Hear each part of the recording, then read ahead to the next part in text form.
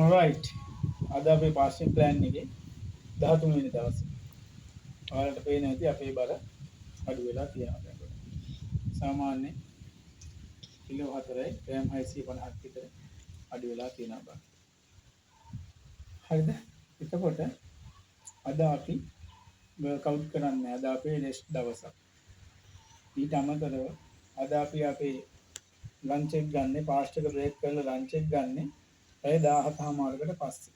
පැය 17යි විනාඩි 30කට පස්සේ තමයි අපි පාස්ට් එක බ්‍රේක් කරලා අපේ ලන්ච් එක ගන්න.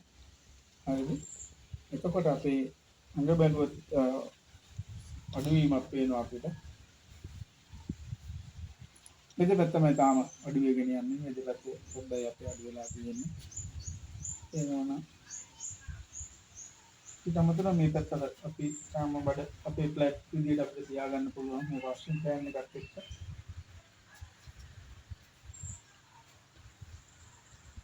ඒ විදිහට කරගෙන යන්න පුළුවන්. එතකොට ඔයාලා දැන් බඩට විතරක් වර්ක්අවුට් කරනවා. බඩට විතරක් අපිට වෙනම වර්ක්අවුට් තියෙනවනේ. ඒව කරනවා නම් බඩ අඩු වෙන්න කියලා හිතාගෙන එහෙම බඩ අඩු වෙන්නේ නැහැ. අපි වර්ක්අවුට් කරද්දී හෝ ෆාස්ටිං ප්ලෑන් එකේ ඉද්දි මේ දේ දහණය වෙන්නේ සම්පූර්ණ මුළු ඇඟේම තියෙන මේ දේ තමයි දහණය වෙන්නේ. අපිට අවශ්‍ය විදිහට බඩ විතරක් අරගෙන බඩේ මේ දේ දහණය කරලා බඩ අඩු කරගන්න බෑ. මුළු ඇඟේම තියෙන මේ දේ දහණය කරලා තමයි අපේ බඩ අඩු කරලා අපි පිට්ටු කරලා ඇඟ ෂේප් කරන්නේ. එතකොට ඔයාලා හිතුවොත් එහෙම බඩට විතරක් එක්සර්සයිස් කරලා බඩ අඩු කරගන්න ඒක වෙන්නේ නැහැ. ඒක මතක තියාගන්න හොඳට. බඩට විතරක් ඔයාලා එක්සර්සයිස් කරාම වෙන්නේ බඩ කට් වෙන එක.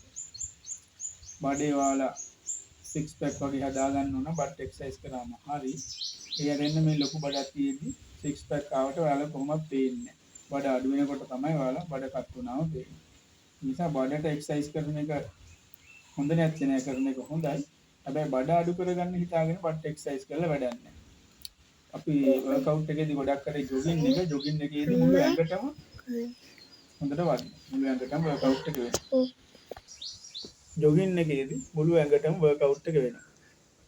ඔයාලට මතක ඇතිනේ අපි මුලින්ම කිව්වා අපි හිමීට දුවන්නේ. අපි පොඩි ප්‍රමාණයකින් පොඩි විනාඩි ගානකින් පටන්ගෙන දැන් විනාඩි 40 දක්වා අපේ වර්ක්අවුට් එක අපි දික් කරලා තියෙනවා. දැන් අපි ජොගින් වලට පොඩ්ඩක් එහාට ගිහිල්ලා අපි දැන් ටිකක් තරමක් සාමාන්‍ය ගානට පුළුවන් තරම් දුවන්න පුළුවන් විදිහට හදා ගන්නවා.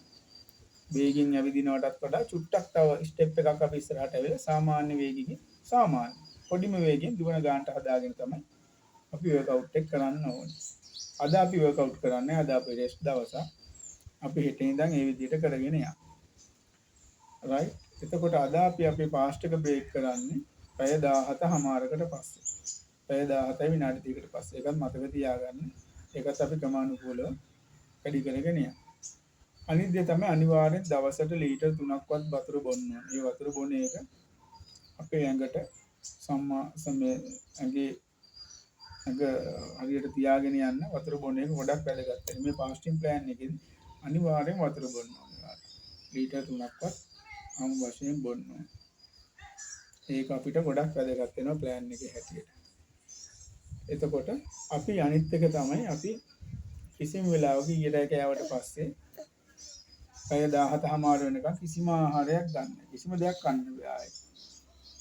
කඩල ඇටයක්වත් කන්න බෑ. කොහොමද කාබෝහයිඩ්‍රේට් අඩංගු ආහාර අපි ගන්නෙම නැහැ. කඩල බත් මේ කොට්ටු ඒ වගේ ආහාර අපි ගන්නෙම නැහැ. අපි ගන්නේ ප්‍රෝටීන සහ මේදේ බහුල ආහාර. එතකොට ඔයාලා මේ පැය 17:00 ඇතුළත ඔයාලට බොන්න පුළුවන් වතුර තේ කෝපි වගේ දේවල් විතරයි.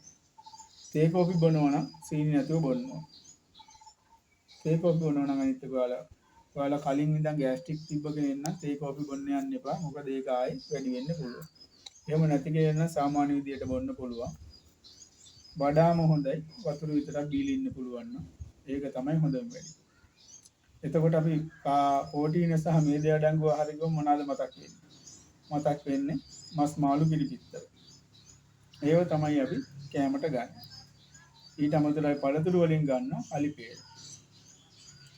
ගස් ලැබු අනිත් පළතුරු වර්ග කොමඩු ඒ දේවල් අපි ගන්න නැහැ මේ ප්ලෑන් එකේදී. අපි ගන්න අලිපේර වගේ මේදේ බහුල ආහාර.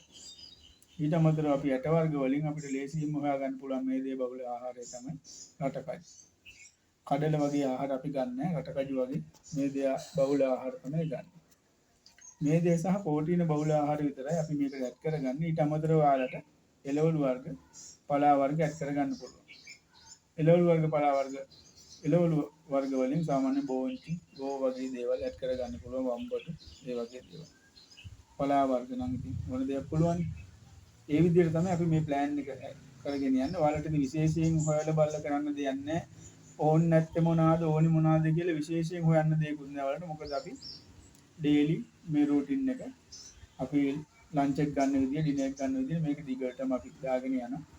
ඒ ටික බලලා ඔයාලට ඒ විදිහටම කරගෙන යන්න පුළුවන් විදිහට. right?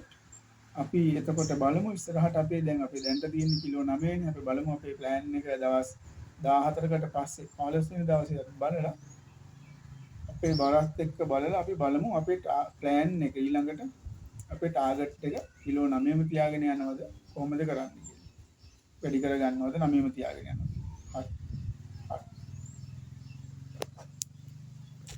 right. අද අපේ ෆාස්ටින් ප්ලෑන් එකේ 13 වෙනි දවසේ අපි දැන් අපේ ෆාස්ට් එක බ්‍රේක් කරන්න යන්නේ. අද අපි අපේ ෆාස්ට් එක බ්‍රේක් කරන්නේ පැය 17:00කට පස්සේ. 17:00කට පස්සේ තමයි අපි අපේ ෆාස්ට් එක බ්‍රේක් කරන්නේ. අද අපි ගන්නේ අපිට තියෙනවා මාළු කෑලි 4ක් තිබ්බට පොඩි මාළු කෑලි 3යි ලොකු එකයි තියෙන්නේ. ඊට අමතරව අපි බොන්චි අර ගන්නවා. ඊට අමතරව අපි රටකජු ගන්නවා. right? ඒ ටික තමයි අද අපිට තියෙන්නේ අපේ ලන්ච් එකට. පැය 17:00කට පස්සේ තමයි අපි අපේ ෆාස්ට් එක බ්‍රේක් කරලා ලන්ච් එක ගන්න. ඔයාලා මතක ඇති ඊයේ අපි අපේ ෆාස්ට් එක බ්‍රේක් කරේ පැය 17කින්. අද අපි තාම පොඩ්ඩක් ඉස්සරහට ගිහිල්ලා පැය 17:00කින් තමයි අපේ ලන්ච් එක ගන්න. අද ෆාස්ට් එක බ්‍රේක් කරලා ලන්ච් එක ගන්න පැය 17:00කට පස්සේ. ඒ වගේම අපි අද වර්ක්අවුට් කරේ නැහැ. අද අපේ රෙස්ට් දවස. right. අපි එහෙනම් අපේ ලන්ච් එක ගමු.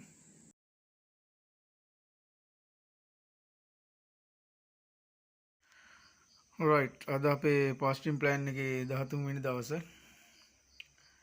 හරි. අද අපි අපේ ඩිනර් එක ගන්න යන්නේ. අපිට ඩිනර් එකට තියෙනවා බිත්තර 3ක් ඔම්ලට් දාලා. ඒකට අපි චීස් කෑල්ලකුත් ඇඩ් කරලා තියෙන්නේ. ඊට අමතරව අපිට කිරිහට්ටි භාගයක් තියෙනවා. අපිට ඩිනර් එකට කිරිහට්ටි භාගයයි බිත්තර 3ක් ඔම්ලට් දාලා ඒකට චීස් කෑල්ලක් ඇඩ් කරලා තියෙන්නේ. මේදය බහුල ආහාරයක් තමයි අපිට අද ඩිනර් එකට තියෙන්නේ. කිරි කියන්නේත් මේදේ බහුල ආහාරයක්. බිත්තර කියන්නේත් මේදේ බහුල ආහාරයක්. right. හරි. අපි එහෙනම් අපේ ඩිනර් එක ගමු.